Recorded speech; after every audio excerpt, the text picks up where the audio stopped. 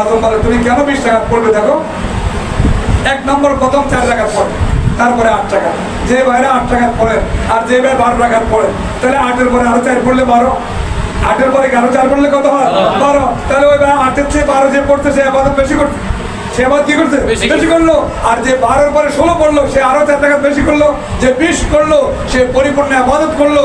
আল্লাহর পেয়ারা হাবিব বলেন, তোমাকে মৌসুম দেওয়া হলো আর তুমি আবাদত করো। এটা ফতুয়া দিয়ে এটাকে খাটো করার চেষ্টা করিও না, এটাকে বঞ্চল করার চেষ্টা করিও না। তুমি আবাদতে নিমজ্জিত থাকো। বহু লোক আছে ফরজ নামাজও পড়ে, ফারুকের নামাজ পড়ে, সে তার গর্দনে পড়া দিতে হবে। এটা আদবের খেলা। এটা কি আদবের খেলা? কিছু জিনিস আছে যেটা দৃষ্টিকটু, দেখতে খারাপ দেখা যায়, এবং যে ব্যক্তি আবাদত করে আপনি তাকে নিরুৎসাহিত করেন, সেটা আবাদত করেই না, যাই করতে আসছে আপনি ফতোয়া দিয়ে দিয়ে সেটাকে বানচাল করতেন।